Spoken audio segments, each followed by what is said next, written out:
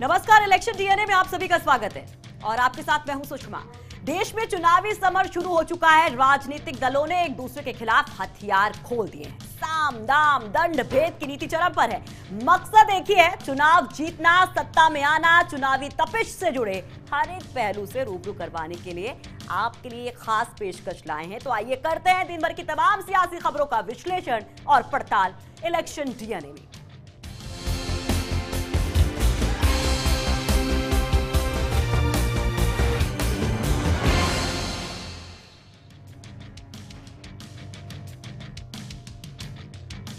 तो जानकार सूत्रों की बात करते हैं, जिनके मुताबिक अगर दिल्ली के निजाम पर एक बार की पुनः मोदी सरकार काबिज होती है तो ऐसे में मोदी कई बड़े फैसले ले सकते हैं। इसमें से एक है जम्मू कश्मीर राज्य को अलग अलग 3 राज्यों में बांटना। और सूत्रों की माने तो खुद मोदी को ऐसा लगता है कि महज धारा 370 हटा देने से कश्मीर समस्या का निदान नहीं होने वाला है। तो मोदी का प्लान ऐसा है कि जम्मू कश्मीर और लद्दाख 3 अलग राज्यों का गठन हो। और ये आइडिया कहते हैं कि संघ की कोख में पनपा है और मोदी को ये बहुत अच्छे से रास भी आ रहा है। तो देखिए कि किस तरह से 3 राज्यों में जम्मू कश्मीर को बांटने के लिए मोदी का प्लान है, जिसकी बात हम कर रहे थे। और 3 राज्य जम्मू कश्मीर लद्दाख, और ये कहा जा रहा था कि इस बार धारा 370 को हटाने के लिए जो वादा किया गया था बीजेपी के मैनिफेस्टो में, उसके बाद एक बड़ी समस्या जो जम्मू कश्मीर की रही है उसके हल के लिए जो संघ का एक आइडिया था उसको मोदी भी अपनाना चाहते हैं। तो 3 राज्यों में जम्मू कश्मीर की बात कही जा रही है और बहुत अच्छे से संघ का यह आइडिया मोदी को भी भा रहा है। तो यानी कि जम्मू कश्मीर की जो एक दशकों से चलती समस्या है उसका एक अलग तरीके से हल ढूंढने की कोशिश की जा रही है। अब चलिए बात करते हैं दिल्ली पुलिस से रिटायर होने वाले आईपीएस अधिकारी दीपक मिश्रा की। तो बीजेपी से नजदीकियां किसी से उनकी छिपी नहीं है और सूत्रों की माने तो बीजेपी हाईकमान इस दफा उन्हें पश्चिमी दिल्ली से चुनावी मैदान में उतारने पर गंभीरता पूर्वक विचार कर रहा है। और कहते हैं कि मिश्रा ने भी अपने टिकट के लिए एड़ी चोटी का जोर लगा रखा था कि ऐन वक्त पर स्थितियां बदल गई। दिल्ली बीजेपी प्रमुख मनोज तिवारी की नाराजगी सामने आ गई और तिवारी वैसे भी भोजपुरी स्टार दिनेश लाल यादव यानी कि निरहुआ की पार्टी में एंट्री से नाराज बताए जा रहे हैं। वरिष्ठ पत्रकार त्रिदिप रमन का कहना है कि वैसे भी दिल्ली में भगवा पार्टी 2 ब्राह्मण उम्मीदवार मैदान में उतारने का रिस्क नहीं लेना चाहती है। तो तिवारी को समझाया गया है कि वे दिल्ली में बीजेपी की ओर से सबसे बड़े पूर्वांचल चेहरे के तौर पर प्रोजेक्ट किए जाते रहेंगे, पर वे भी दिल्ली में कमल खिलाने की मुहिम में दिलो जान से जुटे हैं। तो ये दिल्ली की ये सियासत को हम समझने की कोशिश कर रहे थे। वहीं केंद्रीय मंत्री रविशंकर प्रसाद की बात करते हैं और जब से पटना की धरती पर उन्होंने कदम रखा है पार्टी 2 गुटों में दिखाई देती है। 2 गुटों में तनाव कम होने का नाम यहां पर नहीं ले रहा है। और आपको बता दें कि इन सब के बीच में बीजेपी हाईकमान के बीच बचाव के प्रयासों के बावजूद आरके सिन्हा गुट का गुस्सा थमने का नाम नहीं ले रहा है। और कहते हैं कि आरके सिन्हा गुट को पक्का भरोसा था कि अगर इस दफे पटना साहिब से शॉटगन यानी कि शत्रुघ्न सिन्हा का टिकट काटा जाता है तो उनकी जगह आरके सिन्हा के बेटे ऋतुराज सिन्हा को मैदान में उतारा जाना चाहिए था। पर सियासी शहमात के खेल के उस्ताद बाजीगर रविशंकर प्रसाद निकले और रविशंकर प्रसाद ने मीडिया में यह खबर उड़वा दी कि आरके सिन्हा और शत्रुघ्न सिन्हा के बीच रिश्तेदारी है। और यह भी कहा जाता है कि सिन्हा के देहरादून स्थित स्कूल में बतौर चीफ गेस्ट के तौर पर शॉटगन की पत्नी पूनम सिन्हा या फिर उनकी बेटी सोनाक्षी सिन्हा को आमंत्रित किया जाता रहा है और वे ये दोनों बड़े ही शौक से सिन्हा के प्रस्ताव को शिरोधार्य करती रही हैं। इसको भी एक मुद्दा बनाया जा रहा है। तो देखिए किस तरह से यहाँ पर प्रसाद और सिन्हा की दूरियां साफ तौर पर दिखाई देती हैं और इन सब के बीच में क्या स्थितियां बनती हैं, क्योंकि चुनाव को ज्यादा दिन नहीं है और बहुत सारे हालात इस बार बदले हुए हैं। अब ऐसे में क्या मैसेज कन्वे कर पाएगी बीजेपी, इस पर सबकी निगाहें हैं। अब अगली खबर की बात कर लेते हैं इलेक्शन डीएनए में।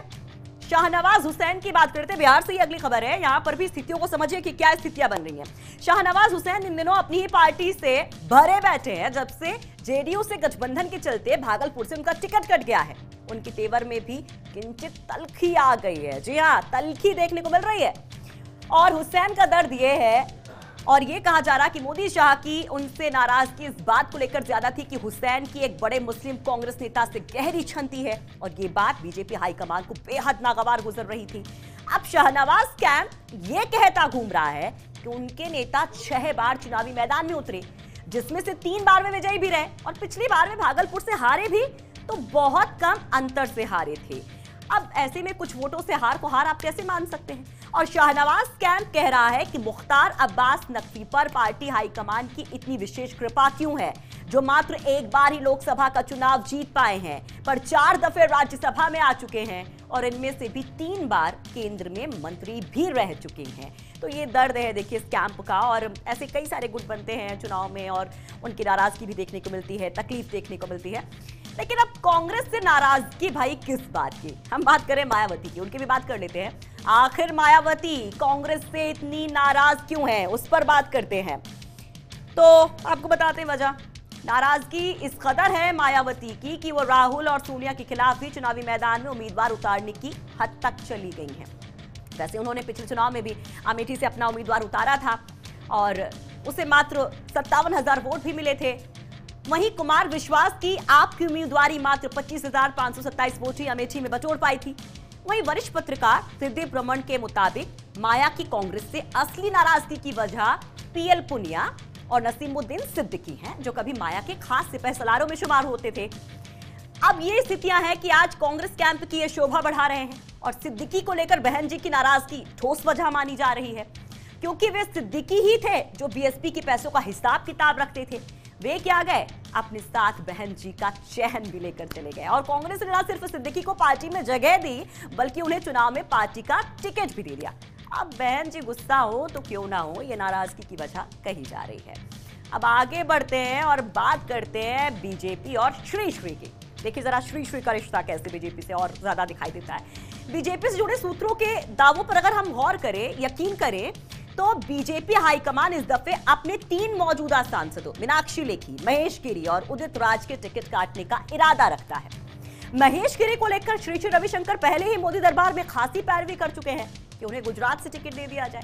श्री श्री ने गुजरात की एक खास सीट भी चिन्हित कर रखी है और ये भी आपको बता दें कि यहां उनके भक्तों की एक बड़ी तादाद भी मानी जाती है जो सीट चिन्हित की हम बात कह रहे हैं वहां पर कहते हैं कि मोदी ने इस दफे गेंद अमित शाह के पाले में सरका दी है, जिसके लिए गुजरात बहुत बड़ी प्रतिष्ठा है जिनके लिए, और प्रतिष्ठा का सवाल बन चुका है गुजरात और वे यहां पर टिकट बंटवारे में कोई रिस्क नहीं लेना चाहते हैं। तो ये देखिए बीजेपी और श्री श्री का कनेक्शन एक बार फिर से सामने। अब चलिए कुछ और खबरों की बात करते हैं, पड़ताल करते हैं और एक सबसे खास खबर निकल कर आई आज बीजेपी खेमे से, राजसमंद से। कैसे मिला दिया कुमारी को टिकट? जी हाँ, चलिए अब इसकी पड़ताल करते हैं। दिया कुमारी के टिकट मिलने के पीछे संघ की ताकत बताई जा रही है। देखिए जयपुर और टॉक सवाई माधोपुर से भी कहा जा रहा था, वसुंधरा राजे की सहमति भी बीजेपी आला कमान ने ली, ये भी कहा जा रहा है, और प्रकाश जावड़ेकर उनके टिकट देने के पक्ष में थे, ये भी जानकारी मिल रही है। और ये देखिए गुलाबचंद कटारिया ने दिया कुमारी का नाम आगे बढ़ाया। तो ये तमाम फैक्टर्स थे जिसने दिया कुमारी के टिकट को फाइनल करवाने में मदद की, मोहर लगाई और साथ ही साथ मोहर लगाई फर्स्ट इंडिया की खबर पर भी। अब एक और बात करते हैं नाम की, इनके पीछे भी संघ का साथ रहा। हम बात कर रहे हैं कैलाश चौधरी की। आरएसएस ने कैलाश चौधरी का नाम फाइनल करवा दिया है। सीमावर्ती क्षेत्रों में संघ को एक एग्रेसिव हिंदूवादी जाट लीडर की जरूरत थी माना जा रहा और इस वजह से उनका नाम आगे किया गया। और ये भी बताया जा रहा है कि वसुंधरा राज्य से भी सहमति ली गई थी, यानी कि जितने भी नाम अब तक सामने आए हैं वहां पर राज्य का जो संगठन है, यहाँ राज्य के जो दिग्गज हैं उनसे भी रायशुमारी की गई थी। लेकिन अब बड़ा सवाल ये है कि क्या हनुमान बेनीवाल बाड़मेर में प्रचार की कमान संभालेंगे? अब इसके पीछे वजह क्या, जरा वो देखिए, क्योंकि जानकारों की माने तो कर्नल सोनाराम की तरफ उनका झुकाव ज्यादा रहा है। कैलाश चौधरी भी खुद विधानसभा का जब चुनाव हारे थे तो उन्होंने आरएलपी को इसका बड़ा कारण बताया था। लेकिन प्लस रहा संघ के साथ उनका जुड़ाव, जिसको लेकर ये माना जा रहा है कि उनको फायदा मिला। अब आज जब बीजेपी के ये तीसरी सूची आई तो उसमें एक और सीट बेहद खास रही, भरतपुर की सीट, और यहां पर बीजेपी ने नए चेहरे को मौका दिया है। बीजेपी ने महिला कार्ड यहां पर चला है और रंजीता कोली को टिकट थमाया गया। अब जरा रंजीता का प्रोफाइल देखिए। रंजीता कोली पूर्व सांसद गंगाराम कोली की पुत्र वधू है, ये भी उनके फेवर में गया।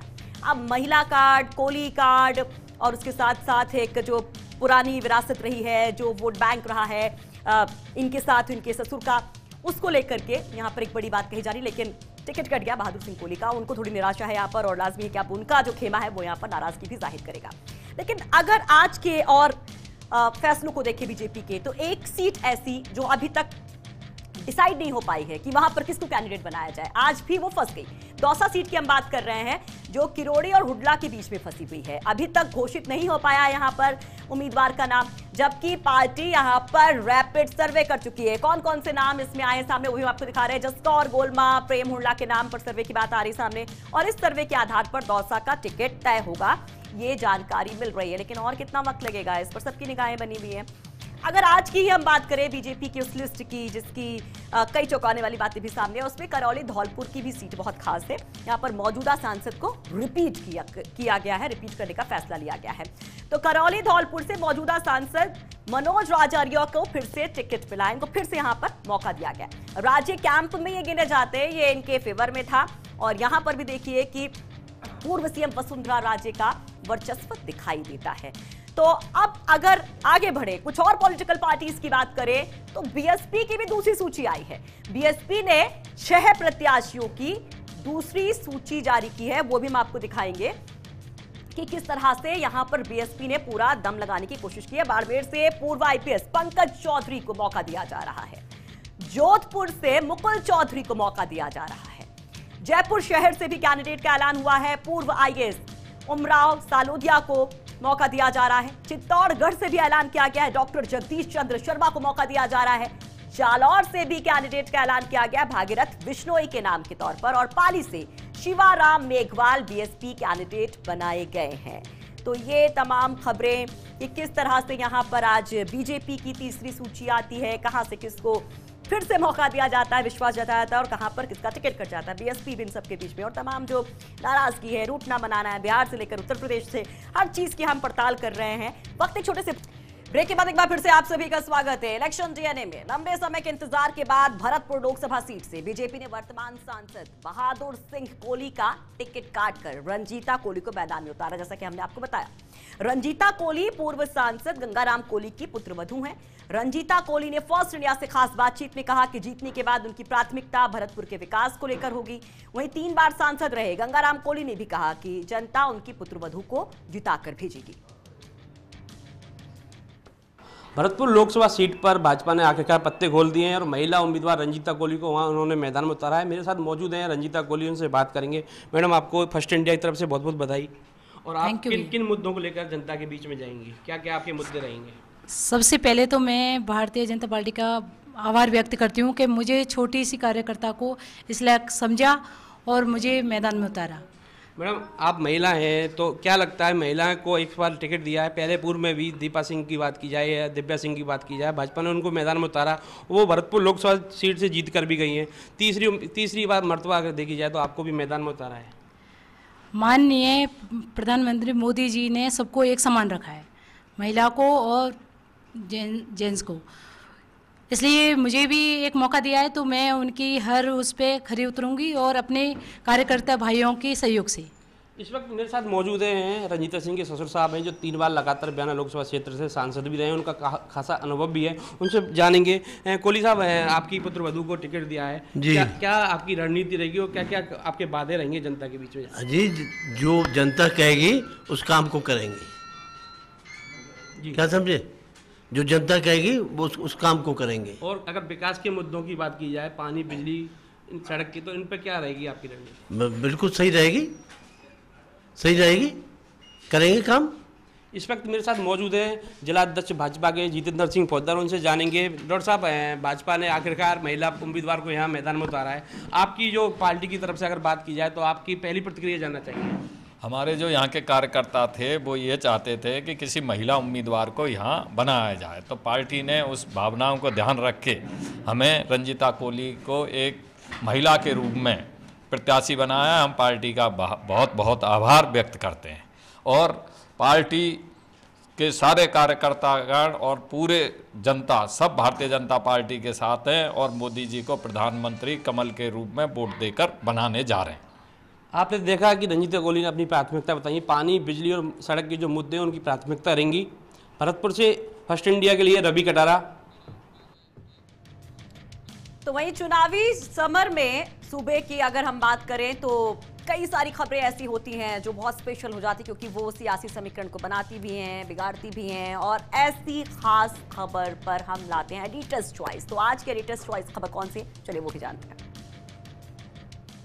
ऐसा कम देखने को मिला है जब कांग्रेस पार्टी के टिकट वितरण के बाद भारतीय जनता पार्टी के टिकट सामने आए, लेकिन कम समय बचा है, फिर भी भारतीय जनता पार्टी अभी भी एक सीट दौसा को लेकर उम्मीदवार तय नहीं कर पाई है। आज की चर्चा सबसे ज़्यादा है दिया कुमारी को लेकर। राजसमंद से वो चुनावी समर में उतरी है। पर्दे के पीछे की कहानी अगर हम जानें तो दिया कुमारी का टिकट कब का फाइनल हो जाना चाहिए था। ये वो शख्सियत रही जिन्हें लेकर बीजेपी का शीर्ष नेतृत्व आश्वस्त था, और इनका सवाई माधोपुर से टिकट काटा गया था जब विधानसभा का चुनाव लड़ना चाहती थी। जयपुर शहर में भी एक विधानसभा सीट से इनका नाम चला। इन्हें समझाया गया कि लोकसभा चुनाव में आपको हम मौका देंगे, चुनावी समर में उतारेंगे, इसलिए दिया कुमारी का टिकट काट दिया गया। जब लोकसभा चुनाव आए तो दिया कुमारी की पहली इच्छा जयपुर शहर से लोकसभा का चुनाव लड़ने की थी। कारण ये था कि उनके पिता जयपुर हिजाइनेस महाराजा भवानी सिंह ने जयपुर से चुनाव लड़ा था और वो चुनाव हार गए थे। दिया की इच्छा थी कि जयपुर से चुनाव लड़कर उस हार की पराजय का जो एक दुख भरी घटना उनके परिवार में रही है उसको भुला सके और यहाँ से चुनाव जीतकर वो एक मैसेज दे सके। और जयपुर की राज परिवार की प्रिंसेस होने के कारण भी उनका पहला मन जयपुर से था। लेकिन जयपुर शहर की सीट को लेकर अड़चनें आ गई और उनके नाम को हरी झंडी नहीं मिल पाई और रामचरण बोरा को टिकट मिल गया। उसके बाद दिया कुमारी का नाम चला टोंक सवाई माधोपुर सीट से, वहाँ पर भी बात नहीं बनी, जबकि सवाई माधोपुर में विधायक के रूप में उनका कार्यकाल काफ़ी अच्छा रहा था और वहाँ की जनता ने भी उनके कार्यकाल को सराहा था। इसके बाद उनका नाम चला राजसमंद सीट को लेकर। वो भी एक कारण था, कोर कमेटी की बैठक में गुलाबचंद कटारिया ने दिया कुमारी का नाम प्रपोज कर दिया और यहीं से राजनीति का एक अलग घटनाक्रम शुरू हुआ। संघ दिया कुमारी के साथ पहले दिन से खड़ा था। भारती भवन की पसंद रही, संगठन महामंत्री की पसंद रही और प्रकाश जावड़ेकर की पसंद रही, और वसुंधरा राजे के साथ दिया कुमारी के पारिवारिक संबंध रहे। इसके बावजूद टिकट आने में देर हुई क्योंकि पर्दे के पीछे की सियासत कुछ अलग थी, और उसके पीछे एक बड़ा कारण ये भी है कि दिया कुमारी का तेज़ी से बढ़ता सियासी ग्राफ आखिरकार देर से आए और दुरुस्त आए। दिया कुमारी का राजसमंद से टिकट फाइनल हो गया और अब दिया कुमारी देव नंदन काका के सामने उम्मीदवार होंगी। लेकिन ये ज़रूर है कि राजसमंद सीट को लेकर उनकी राहें इतनी आसान नहीं हो सकती क्योंकि यहाँ उनका चुनावी मुकाबला होगा। ये वो इलाका है जो जयपुर से दूर पड़ता है और राजपूती कल्चर के लिहाज से भी मेवाड़ की धरा और ढूंढाड़ की धरा में बहुत फ़र्क है। ऐतिहासिक फ़र्क भी है और इसके साथ ही राजनीतिक फ़र्क भी है, भौगोलिक फ़र्क भी है। किस तरह से दिया इन चुनावी समर को अपने अनुकूल लेकर आ पाएगी और चुनाव परिणामों को कैसे अपना बना पाएगी, कैसे वो चुनाव जीत पाएगी, ये तो उनका चुनाव प्रचार तय करेगा। लेकिन देरी होने से उन्हें ज़रूर नुकसान हुआ है, उस नुकसान की उन्हें भरपाई करनी होगी। लेकिन वहाँ सबसे पहले वहाँ की भारतीय जनता पार्टी को एक होकर उनके साथ लगना होगा और जिस तरह की घटनाक्रम उनके टिकट वितरण और वहाँ की गुटबाजी को लेकर पनपे थे, अलग अलग गुट बन रहे थे, उन गुटों को भी साधना होगा। संघ साथ है इसलिए काफ़ी कुछ कहा जा सकता है कि अनहोनी घटनाएं रुक जाएंगी और एकता नज़र आएगी। दूसरी सबसे बड़ी घटना दौसा का टिकट रुकना है। अभी भी दौसा में भारतीय जनता पार्टी का टिकट फाइनल नहीं हो पाया है। कांग्रेस पार्टी मुरारीलाल मीणा की पत्नी को चुनावी समर में उतार चुकी है। गुटबाजी वहाँ पर भी थी लेकिन दाव मुरारीलाल मीणा पर कांग्रेस पार्टी ने खेल दिया, उनकी पत्नी को चुनावी समर में उतार दिया। दौसा का टिकट इसलिए अटका है क्योंकि यहाँ विधानसभा चुनाव के समय की अदावत वो अब नज़र आ रही है। डॉक्टर किरोड़ी ने महुआ से ओम प्रकाश हुड्डा का टिकट कटवाया था और वो निर्दलीय चुनाव जीत गए थे और डॉक्टर साहब के भतीजे वहाँ चुनाव हार गए थे। अब डॉक्टर साहब चाहते हैं कि उनके भाई जगमोहन को टिकट मिले। हनुमा देवी भी, उनकी पत्नी भी वहाँ चुनावी रेस में शुमार है और ओम प्रकाश हुड्डा को किसी भी तरह से टिकट लेने से रोका जाए। लिहाजा यहाँ पर जसवंत मीणा का भी नाम चल रहा है, रामकिशोर मीणा का भी है, वीरेंद्र मीणा का भी है। रामकिशोर मीणा पहले एक बार सांसद का चुनाव लड़ चुके हैं और इसके साथ ही जसकौर मीणा भी एक बार सांसद रह चुकी है, केंद्रीय मंत्री भी रह चुके हैं। दौसा का पेच अभी फंसा हुआ है। दौसा को लेकर बीजेपी में केंद्रीय नेतृत्व भी अलग अलग राय रखता है, राजस्थान का नेतृत्व भी अलग अलग राय रखता है। वसुंधरा राजे के खिलाफ डॉक्टर किरोड़ी लाल मीणा ने कई वक्तव्य दिए हैं, लिहाजा वसुंधरा राजे भी नहीं चाहती कि डॉक्टर साहब के अनुकूल कोई टिकट दौसा में हो। अब यहाँ किस तरह की गणित रहेगी कांग्रेस पार्टी के उम्मीदवार के सामने, भारतीय जनता पार्टी किसको उम्मीदवार बनाएगी, ये ज़रूर है कि बीजेपी आला कमान ने रैपिड सर्वे करा लिया है। अब रैपिड सर्वे का सच क्या होगा, ये टिकट तय होने के बाद पता चल जाएगा। तो जो आज की ये सबसे बड़ी खबर रही, जिस पर एडिटर्स चॉइस ने भी मुहर लगाई, एडिटर्स पिक रही है एडिटर की तरफ से, उसकी एक और रिपोर्ट आपको दिखाते हैं ताकि आप तफसील से समझ सकें कि इनसाइड स्टोरी आखिर है क्या।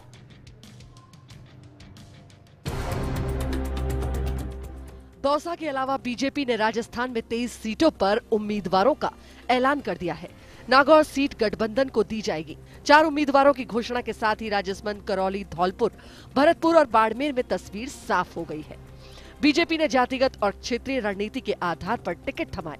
इन सभी टिकटों को लेकर पर्दे के पीछे सियासत देखने को मिली। यही कारण है कि दिया कुमारी जैसे चर्चित नाम को फाइनल होने में भी वक्त लग गया। भाजपा ने जयपुर राजघराने की पूर्व प्रिंसेस दिया कुमारी को राजसमंद से प्रत्याशी बनाया है। बीजेपी ने बड़े राजपूत घराने को आगे लाकर दांव खेला। दिया कुमारी सवाई माधोपुर से बीजेपी विधायक रह चुकी है। दिया कुमारी के प्लस पॉइंट की बात करें तो इनका रॉयल फैमिली से ताल्लुक है। वहीं युवा महिला फेस, चर्चित शख्सियत और सोशल सेलिब्रिटी है। जातीय गणित की बात करें तो राजपूत वोटों की अधिकता रावत, ब्राह्मण, वैश्य, जैन, कुम्हार और माली भाजपा के परंपरागत वोट कहे जाते हैं। दिया कुमारी के टिकट के पीछे संघ की ताकत देखने को मिली। राजस्थान का संघ उनके पक्ष में पहले से ही था। जयपुर, टोंक, सवाई माधोपुर से भी नाम चला, फिर बात आगे बढ़ी राजसमंद पर। वसुंधरा राजे की सहमति भी बीजेपी आला कमान ने ली। प्रकाश जावड़ेकर उनके टिकट के पक्ष में थे। गुलाब चंद कटारिया ने दिया कुमारी का नाम आगे बढ़ाया। कांग्रेस पार्टी ने राजसमंद से देवकी नंदन काका को उम्मीदवार बनाया है। देवकी नंदन गुर्जर के प्लस पॉइंट की बात करें तो वे राजसमंद के स्थानीय चेहरे हैं और कांग्रेस के जमीनी नेता होने के अलावा डॉक्टर सीपी जोशी के करीबी भी हैं। जातीय गणित की बात करें तो गुर्जर वोटों की आस, ओबीसी वोटों के ध्रुवीकरण के प्रयास, मुस्लिम दलित वोट परंपरागत कहे जाते हैं। राजसमंद सीट पर जाट वोट निर्णायक कहे जा सकते हैं। बाड़मेर लोकसभा सीट से भाजपा ने पूर्व विधायक कैलाश चौधरी को चुनावी समर में उतारा है और कांग्रेस के मानवेंद्र सिंह के सामने जाट कार्ड खेला है। कैलाश चौधरी अभी बीजेपी किसान मोर्चा के प्रदेश अध्यक्ष हैं। इनके प्लस पॉइंट की बात करें तो जांगीर जैसे परंपरागत वोट साथ आ सकते हैं। यहाँ के पूर्व आईपीएस महेंद्र चौधरी का नाम गंभीर था। एक पूर्व आईएएस का नाम भी चर्चा में था। आरएलपी के गठबंधन के बाद कैलाश चौधरी के नाम ने तेजी पकड़ी। हनुमान बेनीवाल ने बीजेपी नेतृत्व को उनका नाम सुझाया। संघ पहले से ही कैलाश चौधरी के पक्ष में था। वसुंधरा राजे ने भी उनके नाम पर सहमति दे दी थी। यही कारण है कि विधानसभा चुनाव हारे कैलाश को उम्मीदवार बनाया। करौली, धौलपुर लोकसभा क्षेत्र बीजेपी ने एक बार फिर डॉक्टर मनोज राजौरिया को मैदान में उतारा। मनोज राजौरिया दलित वर्ग के खटीक समाज से आते हैं और पेशे से होम्योपैथी के डॉक्टर हैं। हालांकि इन पर कुछ स्थानीय नेताओं का विरोध था। राजौरिया सरल छवि के व्यक्ति हैं। खटीक वोटों का साथ और बैरवा वोट इनके साथ आ सकते हैं। जातीय गणित की बात करें, खटीक, बैरवा, रैगर वोट मिल सकते हैं। इनके अलावा गुर्जर, माली, कुशवाहा, वैश्य और ब्राह्मण वोट भी साथ आ सकते हैं। पूर्व मुख्यमंत्री वसुंधरा राजे उन्हें टिकट दिलाकर लाई। धौलपुर राजे का गृह क्षेत्र कहलाता है। राजौरिया के दिल्ली कनेक्शन भी काम आए। मीणा और गुर्जर इस सीट पर निर्णायक भूमिका निभा सकते हैं। भरतपुर से बीजेपी ने कोहली परिवार पर दाव खेला। मौजूदा सांसद बहादुर सिंह कोहली का टिकट काटकर रंजीता कोहली के रूप में नए चेहरे को उम्मीदवार बनाया। कांग्रेस के जाटव कार्ड के सामने बीजेपी ने परंपरागत कोहली कार्ड खेला। प्लस पॉइंट की बात करें तो रंजीता कोहली पूर्व सांसद गंगाराम कोहली के परिवार से ताल्लुक रखती हैं। जातीय गणित देखें तो कोहली, गुर्जर, मूल ओबीसी सामान्य वर्ग के वोटों की उम्मीद है। ये तय था बहादुर सिंह कोहली रिपीट नहीं होंगे। ये भी तय हुआ कि महिला दलित फेस बीजेपी सामने लाएगी। कोहली को बीजेपी का परंपरागत वोट बैंक माना जाता है। रंजीता को आगे लाने में वसुंधरा राजे ने सहमति जताई। वसुंधरा राजे कैंप के विचार के बाद ही नेतृत्व ने यहाँ जाटव नहीं लड़ाने का निर्णय लिया। बीजेपी ने 23 सीटों पर उम्मीदवार उतार दिए। नागौर सीट आरएलपी के खाते में चली गई है। दौसा में अभी पेच फंसा हुआ है। यहाँ डॉक्टर किरोड़ी लाल मीणा ने अपना पक्ष आला कमान के सामने रख दिया है। डॉक्टर किरोड़ी नहीं चाहते कि दौसा सीट पर महुआ विधायक या उनके परिवार को वरीयता दी जाए। दौसा से उनकी पत्नी गोलमा देवी का रेस में शुमार है। विधायक ओम प्रकाश हुडला की पत्नी प्रेम का नाम चर्चा में है। पूर्व केंद्रीय मंत्री जसकौर मीणा, पूर्व मंत्री रामकिशोर मीणा और वीरेंद्र मीणा के नाम भी दौड़ में बताए जा रहे हैं। सुनने में आया है कि बीजेपी आला कमान ने दौसा में कुछ नामों पर रैपिड सर्वे करा लिया है।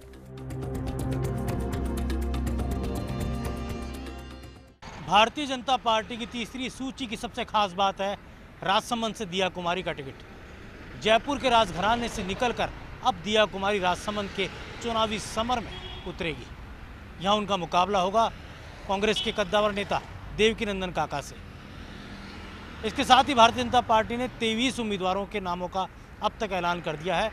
नागौर की सीट आरएलपी को दी जा रही है, तो वहीं दौसा की सीट पर अभी भी पेच फंसा हुआ है।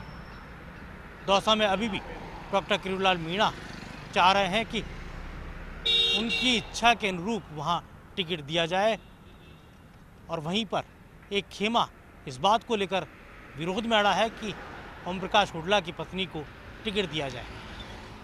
कैमरा जर्नलिस्ट धर्मेंद्र के साथ योगेश शर्मा, फर्स्ट इंडिया, जयपुर।